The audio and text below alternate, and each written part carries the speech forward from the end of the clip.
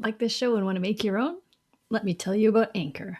It's free, and they have creation tools that allow you to record and edit your podcast right from your phone or computer. And now you can even add any song from Spotify directly to your episodes. The possibilities are endless for what you can create, whether it's music analysis, your own radio show, or something the world's never heard before.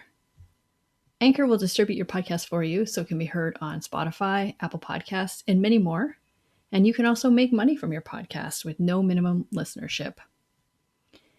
It's everything you need to make a podcast in one place. So download the free Anchor app or go to anchor.fm to get started.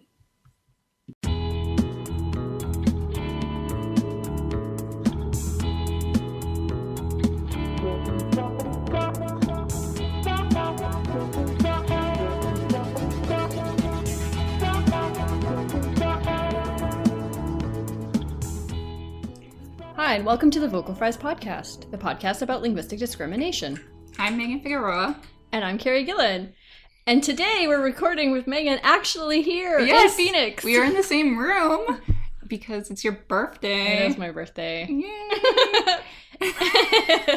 Yeah, there's a cat eating. I'm going to be so distracted. I know. That's streaky. In a cute way.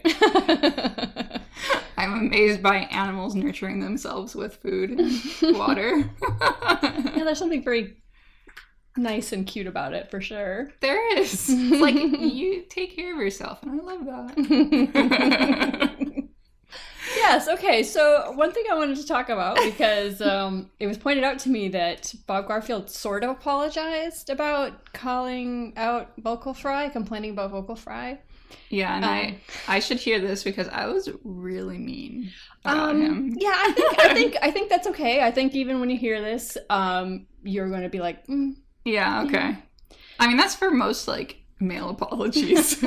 So it says, "Old fart," in quotes, responds to great vocal fry outcry of 2013. Great start. Yeah. Although, to be fair, he's not the one who wrote the headline, I'm gonna guess. Usually it's not. Yeah, that's true.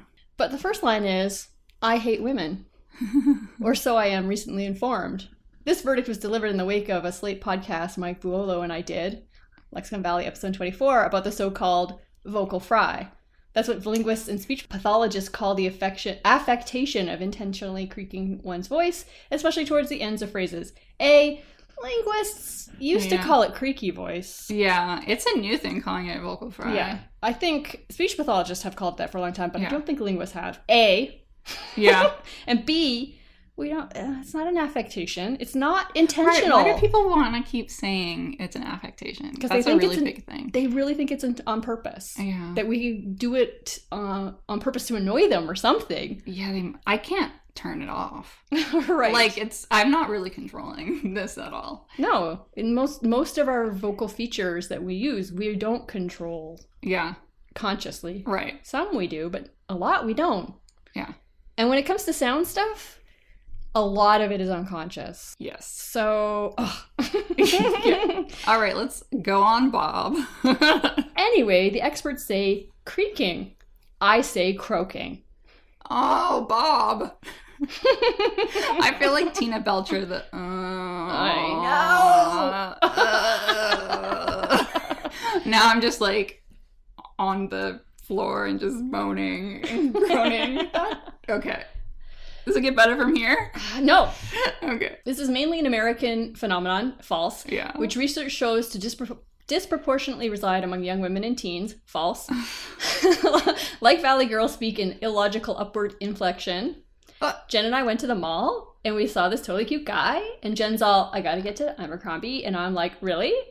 Vocal fry is a gathering epidemic. Also, teenage girls don't only talk about boys. Yeah, boys and shopping. Yeah. Like, hello, you do hate women. Yeah, your heteronormativity, for one thing. And your, like, capitalistic bullshit. Yeah, and Go away. It's okay to want to shop sometimes, and it's okay if you don't like shopping. And it's okay to like boys. It's okay to like boys, or it's okay not to like boys, but, like, none of these things have to do with teenage girls particularly. It's much bigger than that. Yeah, but how many examples of people pretending to be a teenage girl are going to be about one of those two things? Right. Yeah. It's almost as bad as the Barbie. Math is hard. It's unlike the Spanish flu, only in the narrow sense that it hasn't killed anyone. And However, when you hear it enough, you may want to kill yourself. okay, that's offensive. Right? Yeah, that's okay.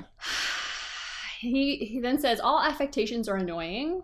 On Slate's Double X Gabfest, Hannah Rosen mentioned Madonna's late onset English accent, a comparison that works just fine for me. Okay, those are two different things. Yeah. Vocal fry is a thing that native speakers use within their own dialect. Yeah.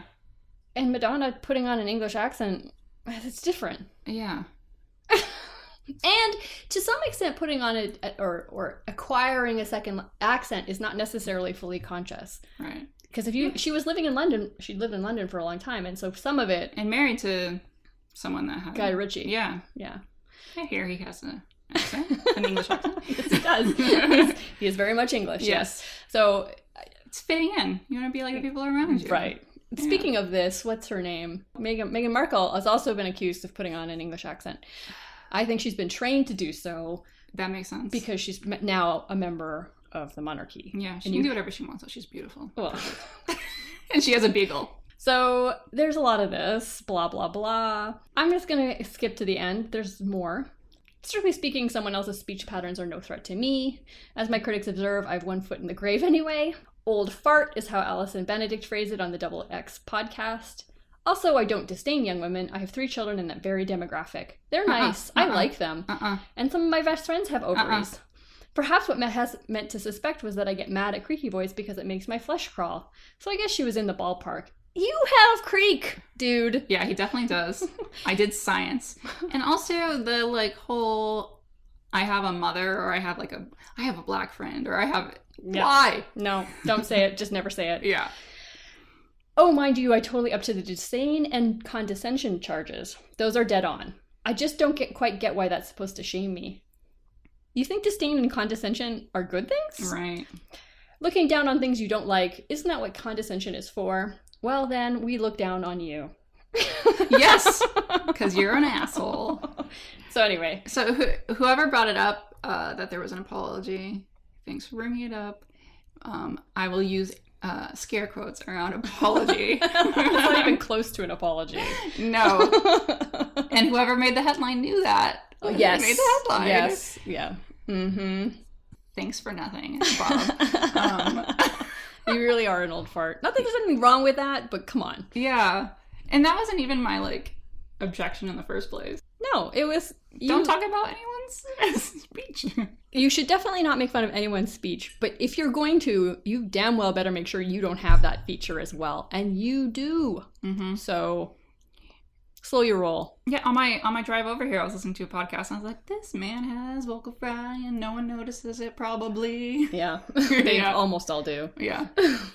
Another thing that, because I guess we haven't, it's been a couple weeks, because we had traveling and some cancellations and stuff, so we were a little bit late this week.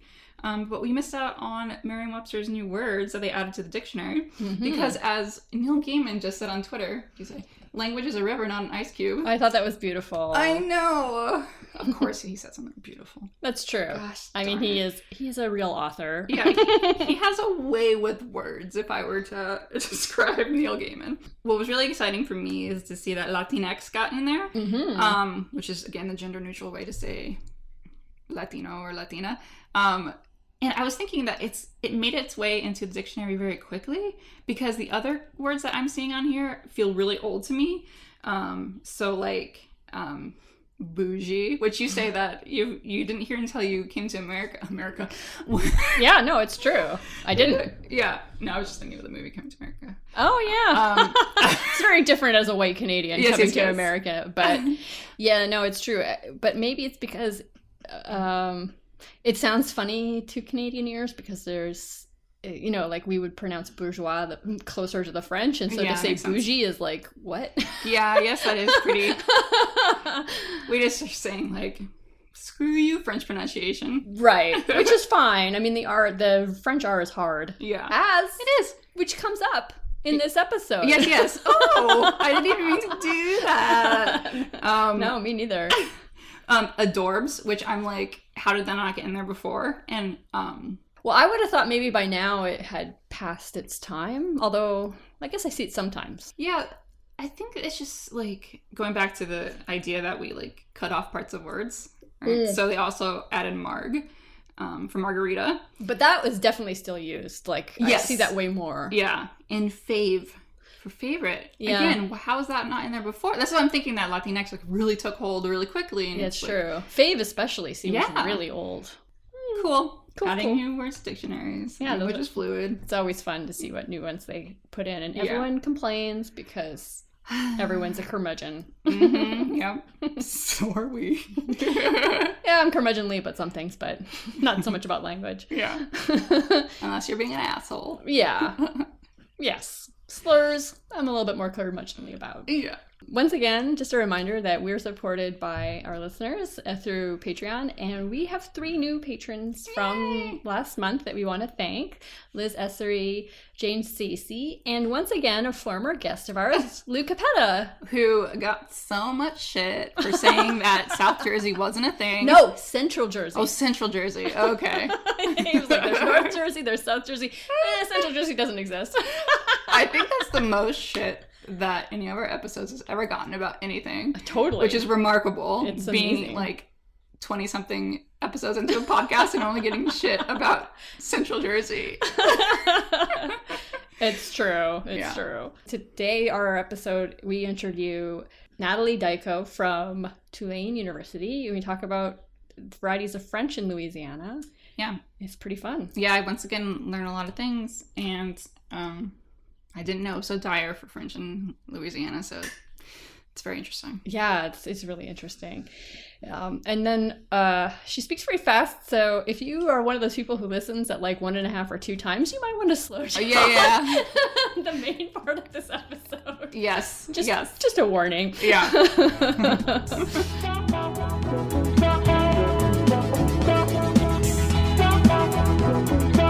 Today, we have another guest from New Orleans, Dr. Nathalie Dajko from Tulane University.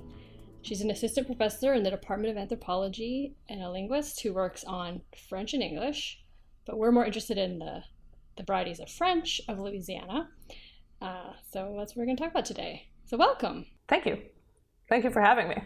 Thank you for being on. So I guess like the simplest thing to start off with is, what is French like in Louisiana? Where do we begin? What is it like? It's like French. Well, actually, it's a good starting point, because there is this misconception from a lot of people that it's going to be incomprehensible to people from France or to people from Quebec, and it's really not. I mean, I came here as a non-French speaker, native French speaker, but I spoke standard French, and I was able to speak that French with people here. In fact, when I tried my first summer here, I went to Plaquemines Parish and a few other places, and when I spoke the way I'd spoken, because I spent the bulk of my time in Plaquemines, and I spoke that way to people over in Terrebonne-Lafourche, they were like, we have no idea, what? Because I was apparently messing it up, because I hadn't spent enough time doing it, so I had to go back to standard, and then they were fine. So my attempts at Louisiana French were terrible, but they can, not to worry, they can understand each other between Plaquemines. It was my bad Plaquemines French that was causing the problem. But no, I mean, it really is French, and there are some differences for sure.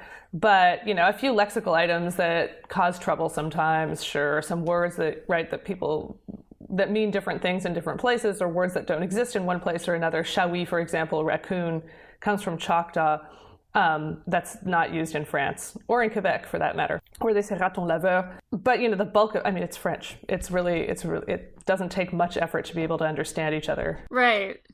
So it's kind of like English. Lexical items that you kind of misinterpret or don't know what you're talking about. Like, I've heard sprinkles are called jimmies in the Northeast, and I'm like, that might confuse me if I heard that. So wait, sprinkles are called what? Jimmies.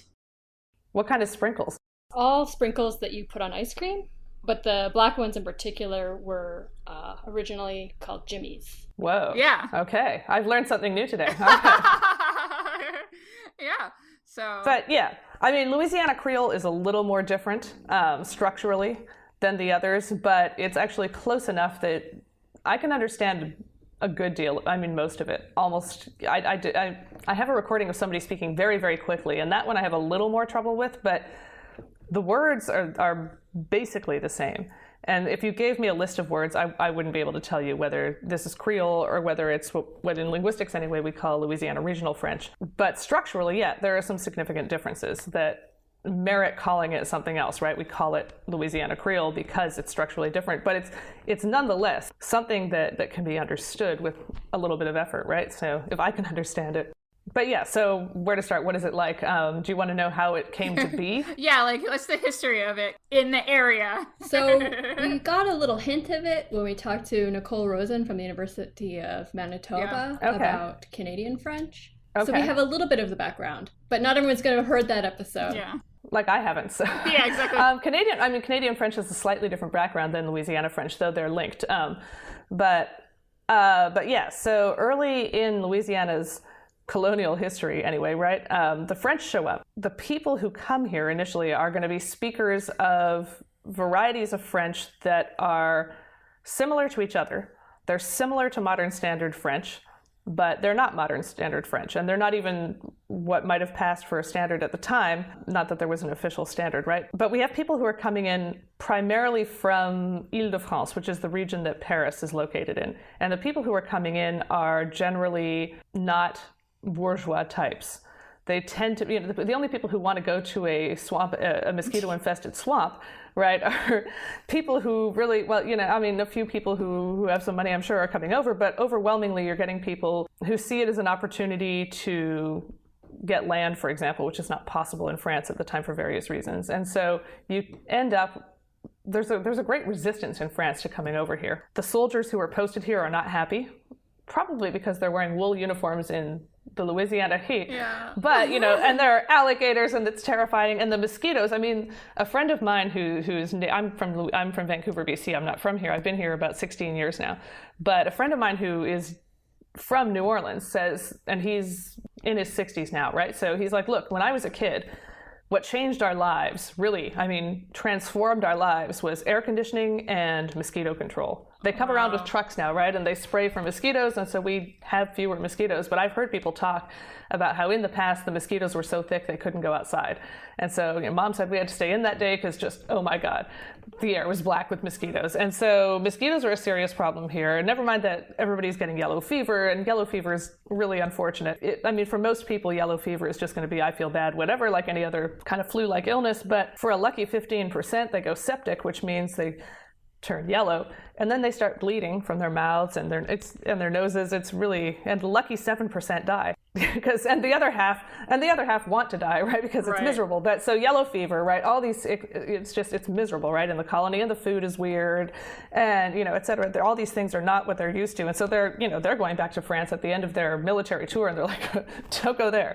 The people in France really are not finding this an appealing solution. So, eventually people do go over. And the people who are coming over are people who are going to be speakers predominantly. We know roughly that they were not upper class, middle class types. And we also know that at the time in France, there are people commenting, specifically Cardinal Richelieu, who says I forget exactly what the quote is, but some really pathetically small percentage of people in France speak French well, by which he means, right, y'all are speaking terribly. So basically we know that, people are coming over, they're from this social class that's unlikely to speak a standard French, or they're from regions that are not the region in which what would become modern standard French was spoken. And so they're speaking something similar, and we hear today there are descendant dialects in those areas that are very similar to what we hear in Louisiana, and presumably to what it was in the past as a result as well. It hasn't been that long either, right? So, but nonetheless, they're bringing over these non-standard dialects that are similar to each other, that are not modern standard, and that is going to be what's spoken early in the colony. Administrators, obviously, and various others who might come from different social classes who are going to be writing. There may be some people speaking what's closer to modern standard as well. But the bulk of the population is not speaking something very standard, and so that's sort of what underlies. Well, it gets complicated after that, because at the same time, right, as of 1719, they're bringing in Africans who are going to have to learn French, and this is the French that they're going to learn, right, because that's what's around them. And so they're going to take this French and they're going to transform it structurally to become Louisiana Creole. And so they are the creators of this other variety, Louisiana Creole, the base of which is this non-standard French. And so this is what's going on at the end of the French period, right? We have these two groups. We have enslaved people, we have free people, most of whom are going to be European, but nonetheless, there are going to be others as well. But you have these two types of French spoken, right? You have this Creole and you have this non-standard other French that's a mix of all these non-standard similar dialects. And so into this mix during the Spanish period are going to come Acadians from Canada, and the early settlers as well. I mean, the very early settlers in New Orleans included some Canadians as well, coming down from Quebec and so on. So they're part of the mix, right? So non-standard French from Canada, non-standard French from France. All of these people are mixing here, all these non-standard Frenches that have a lot of similarities. But into this mix, now we get the Acadians. During the Spanish period, you get a few Spanish speakers as well in the form of the Isleños. Spanish they have the same problem recruiting people that the French had, right? Yeah, so sure.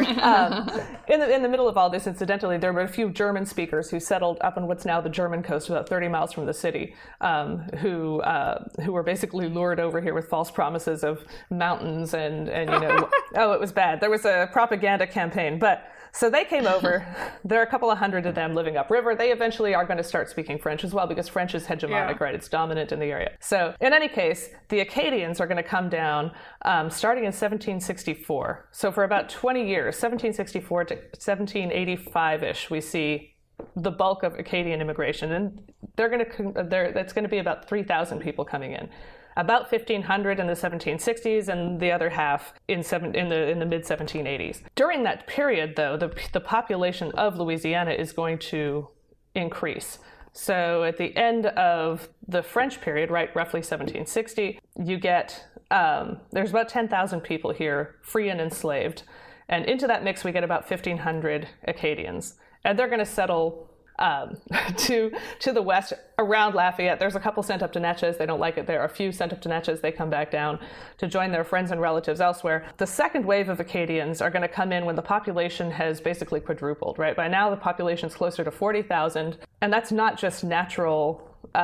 These are Catholics, sure, but 10,000 people in the space of 20 years are not going to make 40,000 people that easily. So there's some other immigration too. But nonetheless, the population is predominantly Francophone, predominantly these other non-standard Frenches. But these Acadians are going to speak something very similar. They come from France can basically be split into north-south, much like the American north-south, right? We have a dialect region where we have southern dialects, we have northern dialects. Same thing in France. You have a line that basically cuts France in half, where you have southern dialects and northern dialects. And the Acadians came initially from France to Acadia, which is now Nova Scotia, from an area where they spoke northern dialects. And it's a northern dialect that becomes modern standard French as well. In any case, they come down here. They're going to settle out west at first. The second group is going to come in. They're going to be around Thibodaux, just northish of Thibodaux. And they sort of trickle down the bayou a little bit, but that's primarily where your Acadians are. And the two groups are kind of at odds for a little while. After the Civil War, there's this entire social collapse. And that's when groups start mixing. And so between the arrival of that second group of Acadians and the Civil War, right, the Americans take over, English comes in. A lot of English comes in the form of Americans right. coming in from Virginia, from the Carolinas. We also have, in the city, we have a large number of Germans. We have Irish who are also speaking English. Wait, what was English doing before then, in the area before the Civil War? It had a minimal presence. Okay. I mean, there was this whole, French, the reason that France, in fact, cedes Louisiana to the Spanish is because they're losing the 7 Years' War, which is called the French and Indian War here. And so they don't want the British to get this territory, so they secretly give it to the Spanish, right? So there's this resistance. In fact, a lot of the settlement patterns, right? We're going to put these Acadians, the Spanish are now going to put Acadians in strategic places to try and block the British from moving, right? So, which is, anyway. So I mean, I'm sure there are some English speakers, but there's this influx of English that comes in with the Americans in 1803, and especially with statehood in 1812.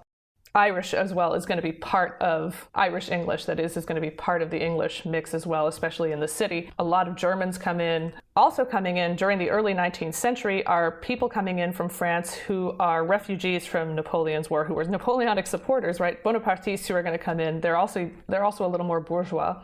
They speak basically, I mean, what passes for modern standard French. A few lexical differences, a little bit different, but it's really not that different. That's going to come into the mix here too. At the same time, you have people in Louisiana who have maintained contact with France, right? So the plantation society, people with a lot of money are going to send their kids to France to go to school. There are also schools set up in New Orleans that are run by people from France who speak standard French, basically modern standard French. And so those who have the money to go to these fancy schools, whether it's here or whether it's in France, are learning modern standard French, and they're bringing that with them to Louisiana. And so ultimately what we have in Louisiana are, in the early period, a non-standard French that obviously is not documented because back in the day there weren't any recordings made, and nobody was really caring to write that down. And so we can only infer from the way people speak today, from things that are said about the way people speak, this kind of thing about the French, from the places they're from and how people there speak today, right, and so on. So we have a non-standard French that properly would be called colonial French. We have Acadian French that's part of the mix, and we have Louisiana Creole. And then coming into this is this standard French. And what happens is, following the Civil War, there's this collapse of society. And so this very standard French is more accurately termed plantation society French. And there are going to be people who maintain a sort of standard French, especially in places like New Orleans, and especially in places where the wealthy hung out, like Grand Isle. And so you find a uvular R, that everybody has trouble with when they're learning French. Except me, I have trouble with the other R, the Spanish, but I did it, okay. Yeah, I was like, there it is. It was kind of amazing. Now, I cannot do it in the middle of a word, it's just not possible. But in isolation, I sometimes get it, but okay. But there's a collapse of society, and so people start intermarrying at really high rates. And so there's going to be influence from all these different Frenches, right? In especially the French that is spoken by people in the countryside.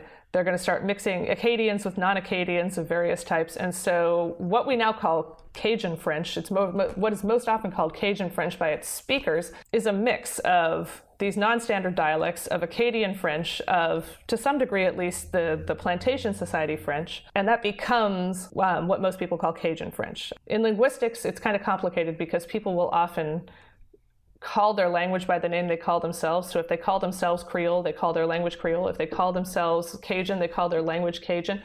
Generally speaking, most speakers of Creole are going to be people of mixed race, or I don't want to say there's nobody who's exclusively anything, right? So, but people who would otherwise also call themselves Black, or who would say I'm of mixed ancestry, tend to call themselves Creole and call their language Creole. And people who identify as white/Cajun tend to call themselves Cajun, tend to call their language Cajun. That said, there are people who call themselves Cajun, but would speak what linguistically we would say is Creole, is Louisiana Creole. And there are people who call themselves Creole who speak what linguistically we would otherwise call Cajun French. And because of that, right, that problem of labels, and so that's why in linguistics we call it Louisiana Regional French rather than Cajun French, which implies, the name Cajun implies a direct relationship exclusively to Acadia. Which, right, people hear this word Cajun, they say Acadian, and that's where it comes from, right? Cajun is Acadian, Acadien, right? There's a process in Acadian French, and here where you pronounce dieu, like in English, would you becomes would you, so Acadien becomes Acadien, becomes Cajun.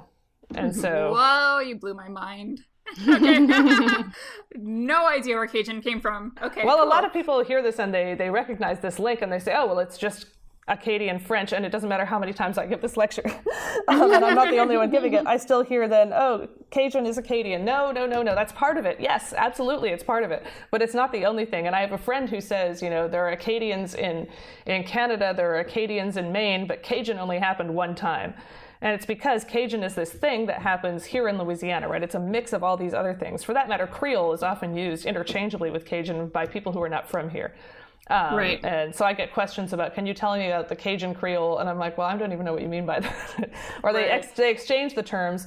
Linguistically, structurally, there are some differences between Louisiana Creole and Louisiana Regional French, and from Standard French for that matter. There are definitely differences between the three. Plantation Society French, if it's still spoken, it's spoken by like 3 people. I don't know where they are. Yeah. Periodically you hear rumors there's someone in New Orleans who speaks French, but it's been a good decade since anybody... I did interview a woman who spoke French growing up, but she'd forgotten it by the time I interviewed her, and she's since died. You're not getting a lot of people speaking a very standard French, that plantation society French, in Louisiana anymore. There are definitely regions that have been influenced by it, like Grand Isle, where you get that uvular R. In Louisiana today, there are really 2 varieties that are still spoken, and it's primarily by older people. You have Louisiana Regional French, which some people prefer just to call Louisiana French. For that matter, there are indigenous people, right, who also speak this language. Is another reason we give it that term instead of Cajun, right, because Cajun implies this ethnic group, and It's the linguistic lines aren't drawn that easily. And we have people speaking Louisiana Creole, and Creole's in further decline than Louisiana Regional French, but they're both endangered. When I was doing my field work 11 years ago, oh my God. Okay, so 10 and 11 years ago, there were some kids who were learning it, but very, very few. Mm-hmm. It's really, really rare. But that said, there's a lot of promise. It's not dead yet. It's still got a chance. There is hope. There are people who are dedicated around Lafayette especially. There's a group of young people who are very much dedicated to bringing the language back. You have people all over the state who hold these tables, table française, where they get together just to talk French. Oh, how fun. We're just going to hang out and speak French. And so it takes a community to do it, right? Somebody once asked when I gave a presentation, when I first got here, I took this class on Louisiana French. We went out, we interviewed people, and then we gave a presentation, and some of the people we'd interviewed came to the presentation, and they said, well, what are you going to do to save French? And someone in the back who was a linguistics professor, if I may, they can't do it by the way, they can do something. They can maybe prepare pedagogical materials for your schools and so on, but what it really takes is a community of people who speak it all the time.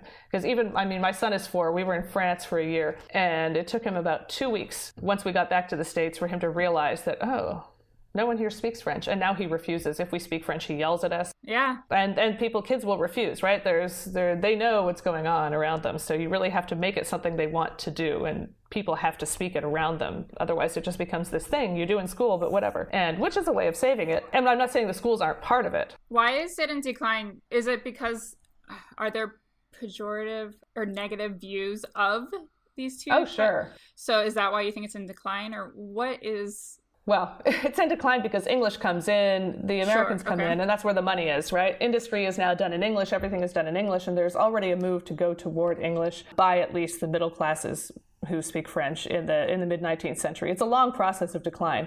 It really picks up speed, especially in rural areas after World War II. It's a two-tiered process, right, where around World War I, there's already this sort of Americanization thing going on, anti-German sentiment, right, et cetera, et cetera. We're all going to be Americans. We're all going to speak English. And there's a push to speak English. There's also the Louisiana Constitution. A line is put in there. I mean, the Constitution's actually gone back and forth about schooling in French over time. But in 1921, they add a line that says, English will be the language of instruction in the schools. And that's not verbatim, but that's basically, and it's literally one line, and that's all it says, is that you're going to speak English in the schools of instruction. Some people take that a little too far. I hear varied reports of, I spoke English. They had to write lines that said, I will not speak French on the school grounds, i.e. at all. I had a guy tell me his father marched over to the school and said, look, it says right here that he has to be taught in English, but it says nothing about what he can speak on the school grounds. You leave him alone, right? So clearly there were teachers who took this much further than even the Constitution suggested they should. In other places, it was, I get a lot of, oh no, my teachers were very nice. It really depends on where you went, but it's clear that overwhelmingly, you don't even need to punish somebody, right? You get stories of kids having to kneel on raw rice or raw corn because they spoke in French and so on, or having their fingers wrapped with a ruler, which really hurts. Yeah. No, this is like exactly what happened with Spanish in the Southwest. Right. Yeah, it's a lot. I mean, it happens in a lot of places, right? But you don't even need to punish people for speaking their language to make them feel bad about it, right? You have people tell me that this priest came in and he told us that it wasn't really French we were speaking, that we were just making things up. And I'm like, and you believed him, right? But what, did he speak French? No.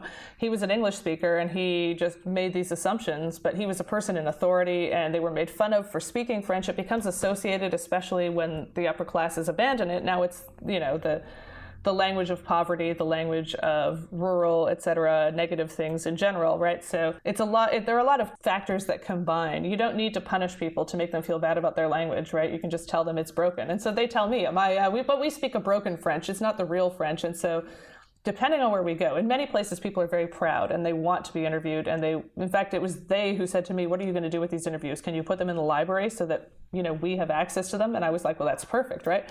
They were the ones who requested that. But there are definitely places I've been where people have said, we speak French, but I don't like it. But I wonder if those people that are proud now, if they went through a period where they were very embarrassed. Do they mention that, or? Some of them, yes. Some of them very clearly. Their children, for example, they didn't teach them French because they didn't want them to be punished or to be shamed, even like they had been. But they've regretted it over time.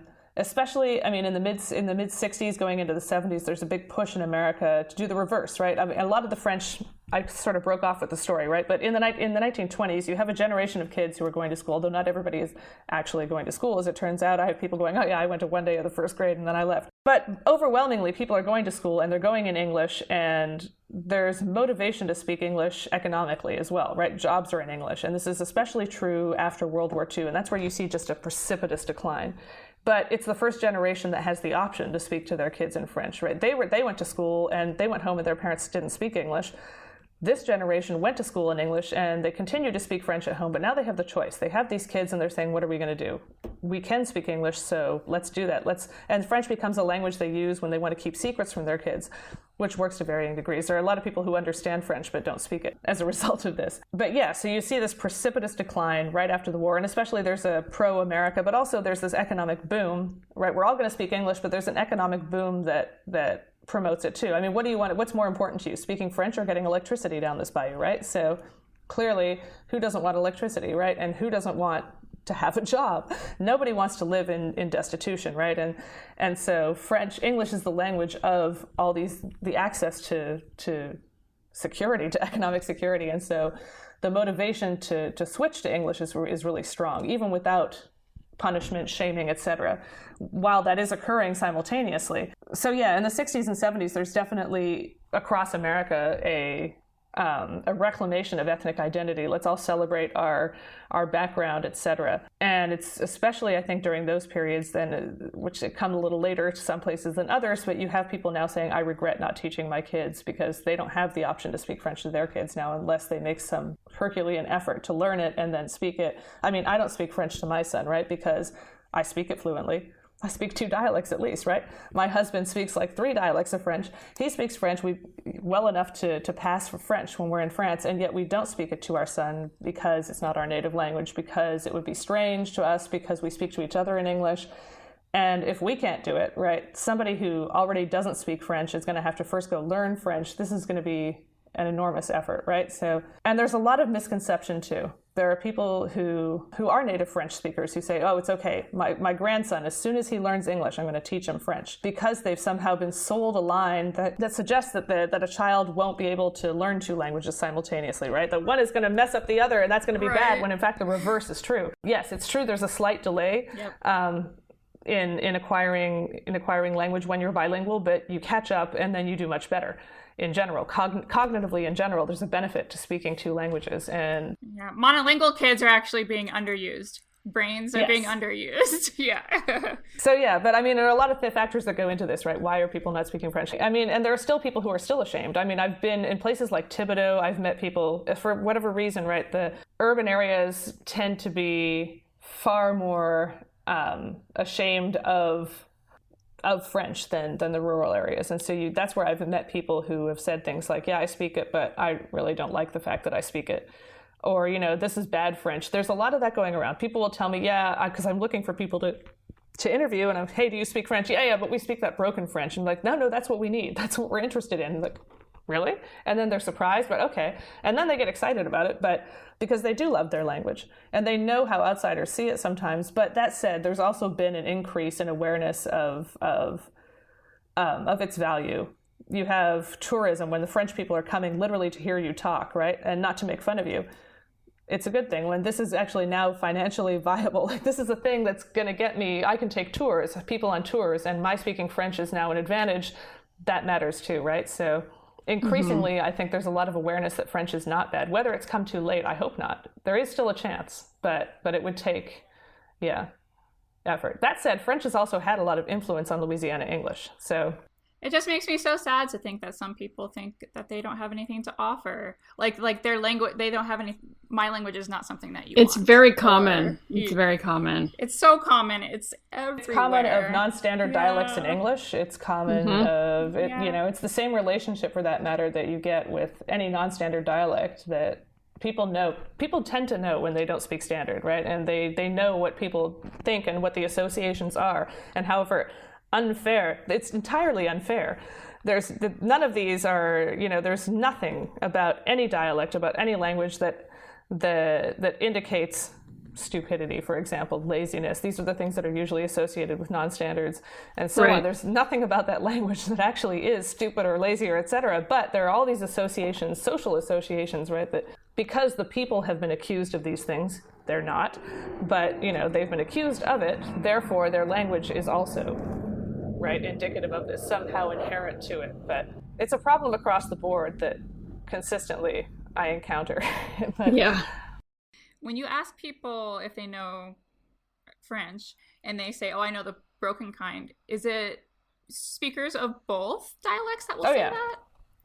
Absolutely. Okay, so just across the board, they think they speak broken French. Totally. Okay. We speak broken French, or we don't speak the good French of the de l'autre bord, from the other side of the ocean, right? We're like, no, we don't want that French, right? And so sometimes there's even in Terrebonne-Lafourche, I came across, very rarely, but nonetheless, people who felt Lafayette was better than they were because, for example, in Terrebonne-Lafourche, they have a single pronoun for who and what. So it's qui, regardless of whether it's who or what. So what do you have in your hand is qu'est-ce que tu as dans ta main?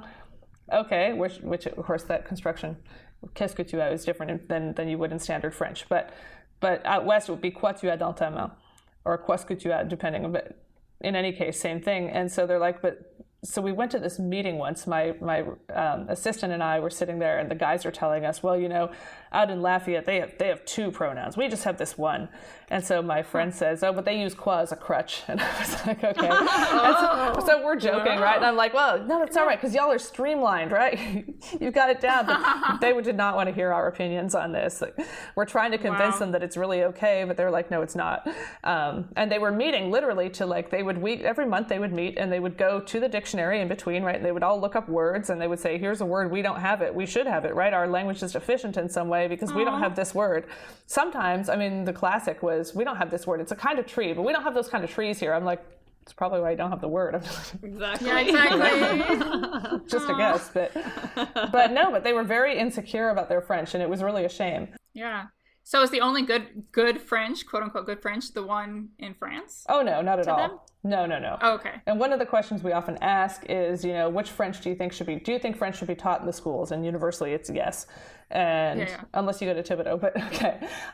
Increasingly in Thibodeau, and I don't mean to disparage Thibodeau. There are plenty of people in Thibodeau who do love French, but that's where I've encountered negative attitudes, right? Though not necessarily, often it's the English-speaking population that's extremely negative toward French there. Which French do you think you should be taught in the school? And sometimes, very often people say it doesn't matter. Any French is good and whatever, right? Because they know that they can understand standard and it's a good starting point and whatever. And so it doesn't matter, it's French. And others, but very often you get people saying, no, it should be our French. Because that's the French that identifies them, right? This is the French they identify with, that reflects their own background, that reflects the place they live, and so on. And so that's the French they want in the schools. So they clearly are very, when people are telling me, please put this in the library and please record, it's, I had a student contact me once from another university saying, my professor said I should call you, and ask you for a recording. I wanted to come down there and do some recordings, but he said I didn't have the time to build up the necessary trust. And I'm like, you mean the 10 seconds between my saying hello and when I say, and they're going, you press that button, right? Because they want they hear somebody is interested, that somebody wants to document this thing that is very important to them. And it's their identity, right? It's your language is the way you express yourself. It's not just, this is my cultural background, but this is me. This is how I express, this is how I tell a joke, and that's how you see my sense of humor, and this is how my personality is coming across, and everything is tied up in this language. And so to lose it is very personal. And so somebody comes in saying, hey, I want to document, and they're like, yes, press that button. No, the ease with which one can find people to interview is reflective of the fact that people really do care about their language. They love their language. They're often very proud of their language, especially the ones who in the Second World War, for example, were sent to Europe and discovered, they knew what they always knew, but that they would have other guys in their unit telling them, you don't speak French, yours is like Greek to them, you're not going to be able to talk to people. And then they get there and sure enough they can, and they're the translator, right? And suddenly they're promoted to, because now they can talk to all these people. There was a great story, I still have to put it up at my website, that one guy gave us. His commander kept telling him his French was terrible. It wasn't really French, whatever. But so then they get to France, and it turns out, he does speak French. So the commander is going, hey, get me a date with the waitress here, right? So, all right. So the guy says, he goes, yeah. So I told him, all right, yeah, she's going to meet you, at 7:00, whatever. But I met her at 6 instead. And so he made a date himself. It was great.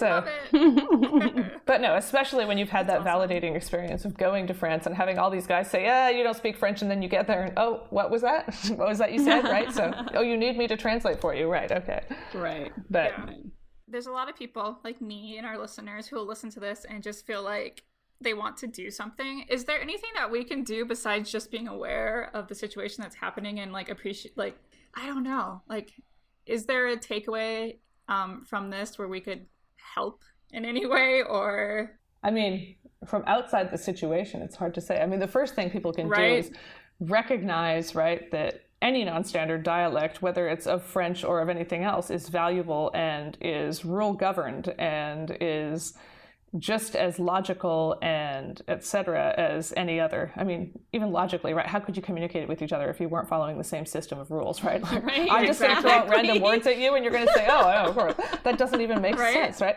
But to recognize that the way people speak is not a corruption of the standard is important, and it's something I always wish that people who have to go into education would have to take the class on sociolinguistics, because I've had so many people write in the comments, I thought that, you know, XYZ was just bad English until I took this class. And if you're going into potentially into a classroom where kids are going to speak non-standard Englishes, you should understand where those come from, how they develop, that they're not, you know, bad attempts at the standard. Because kids will like take anything you say and just like internalize it. Right. Oh no, kids, you don't even need to say it. They look around and they think everything they see is normal, and that it exists this way because it is good and it should be. And to explain to kids that some things are because of prejudice, and what prejudice even is, right, to a small child. But they know this really early, as I'm learning with a small child.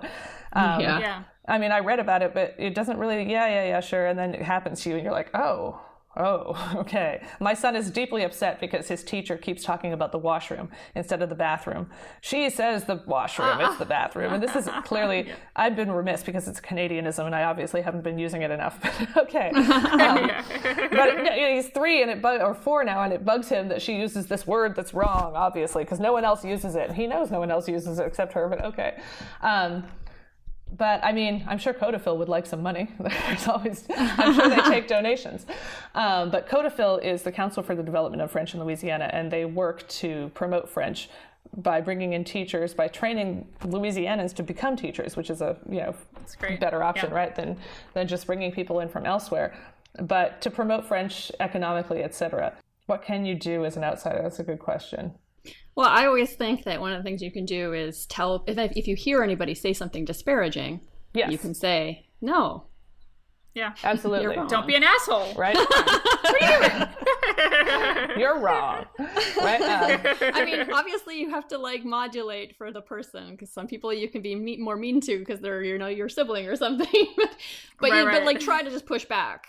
It can be really hard to convince people that it is really hard, that any non-standard dialect is good in the first place and not bad, and that's not speaking English. Oh, the classic, of course, is that French is useless because today everybody should be learning Spanish or even Arabic or Chinese, and I'm not saying those aren't useful languages, they are. But French also is very important. It's spoken by a large percentage of the globe. It's still a diplomatic language in many places. There are many economic benefits to speaking French. I mean, I've traveled and had to use French when I traveled because people didn't speak English, which is unusual, but it happens. Every now and again that you go somewhere and French becomes the lingua franca. It's still a very important world language, and people forget that. Mm-hmm. And you can't discount the personal connection to and that language. Too, especially down here, right? So.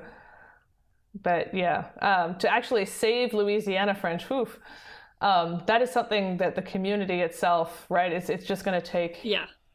I can make as many teaching manuals and I'll do what I can, and I do my part by stressing that it really is French and not, something else. But that said, that's a whole complicated issue too.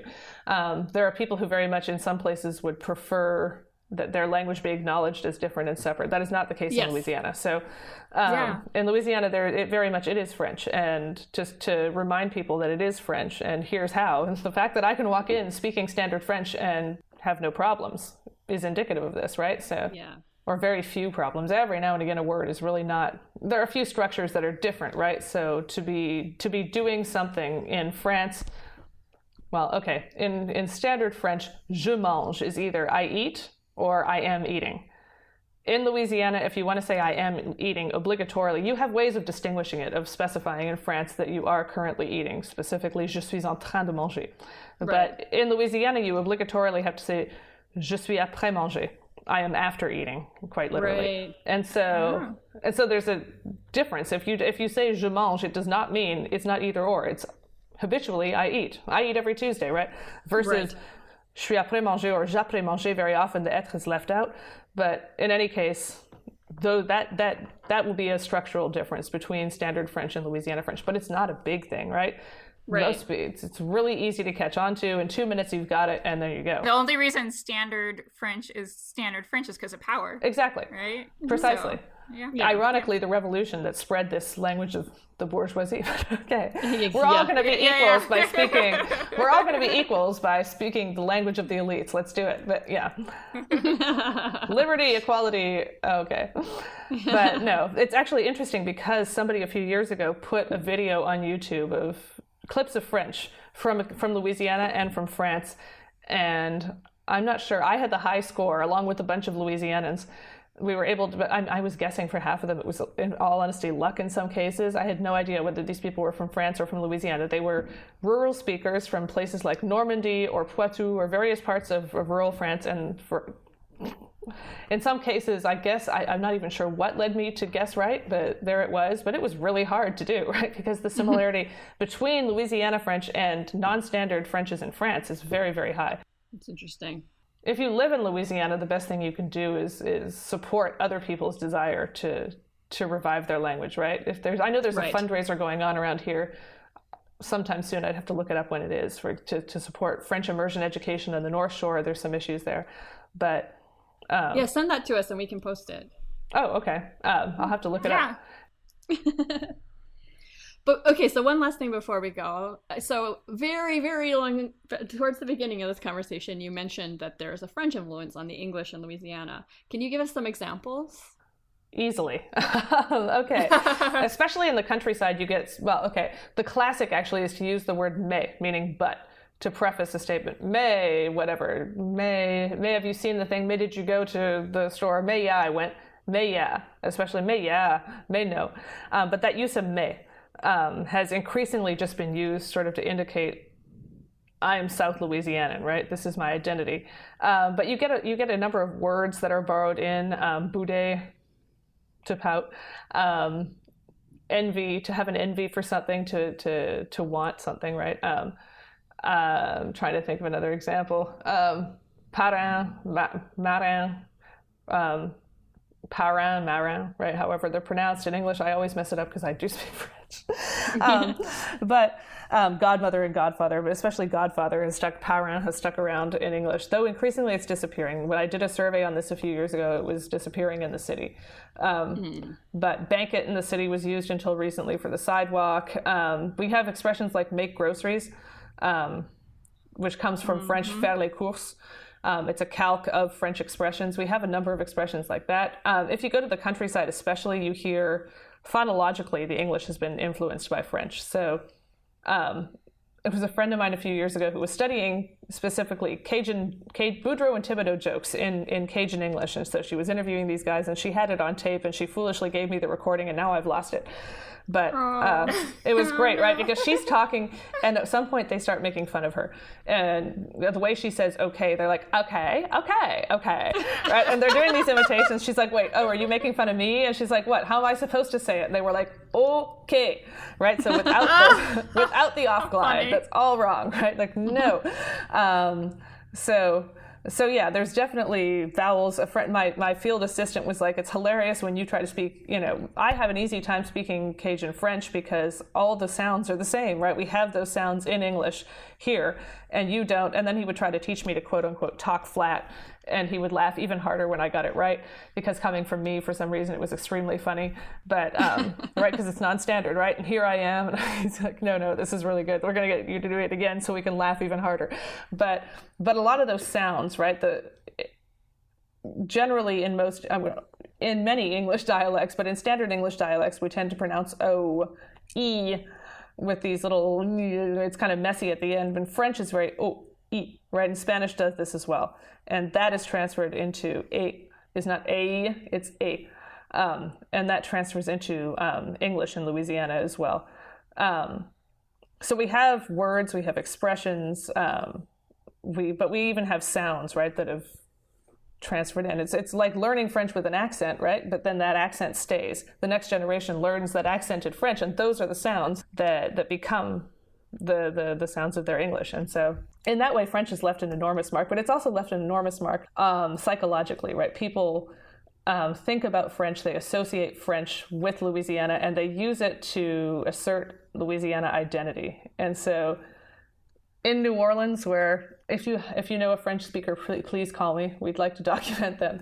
But like it's been a decade at least since any one of us who studies it has been able to track anyone down. I'm sure they're out there, but I mean there are some semi-speakers for sure. Fluent speakers, I don't know. But so in the city, where 90% plus at the last two censuses, for that matter, over 90% of the population has said we only speak English. But French, they'll still, right? And they still talk about being French and speaking French and how we use French here. And so you end up with EAUX, right, from the spelling of Boudreaux, Thibodeau, et cetera, now being used to represent any O sound. Mm-hmm. Go Saints has an EAUX, although that would be Jo. So the French come here and they're like, what's Jo? Yeah. So taco loco? It's tasso loso, right? Whatever. And so, hey, have you noticed this? And my friend is like, oh yeah, go tell them that. They'll appreciate that, right? So the last thing they want to hear is you telling them they spelled it wrong. But there was a snow day, right? And I got this text saying it was snowing, SNEAUX, and I was like, all right, snow, got it. But that EAUX is used all over the place, but it's a reference to French, right? It's a direct like French. And so French still plays a very big role in the imagination, in people's identity, knowing that historically it was French, knowing that their ancestors spoke French, even if they don't speak it themselves, though many people still do. But in that way, it lives on sort of beyond its lifespan. But we'll see what happens. There's still a chance it could come back in some places anyway. Here in the city, French immersion is a different thing, right? They're teaching a different French. Yeah, but absolutely. Down the bayou, places where you still have a large percentage of people who do speak French, if they just start speaking to their grandkids, and then you'd have to motivate the grandchildren to speak it in other contexts too, but they would have that base, right? So, and the school is a part of it, and everything in the community it's a community effort involving government and entities like the schools, but especially involving private interactions, right? The schools can't do it alone. I certainly can't do it alone. I'll do what I can to help in producing materials, whatever, but one person can't do it, right? So, and outsiders can't do it. They can support it, but it'll be an inside effort. Absolutely. But they can do it. I know they can. Yes, they can. There's a lot of there's a lot of willingness to do it, right? So I think that's the most important thing. That's true. Yeah, and then money.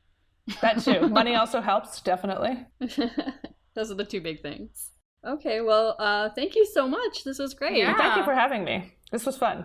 So we always leave our listeners with our final word, which is, don't be an asshole. Don't be an asshole. Oh, God. Such great life advice.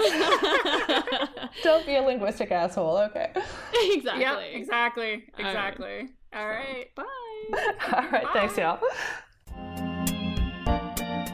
The Vocal Fries podcast is produced by Chris Ayers for Halftone Audio. Theme music by Nick Granum. You can find us on Tumblr, Twitter, Facebook, and Instagram at Vocal Fries Pod. You can email us at vocalfriespod@gmail.com.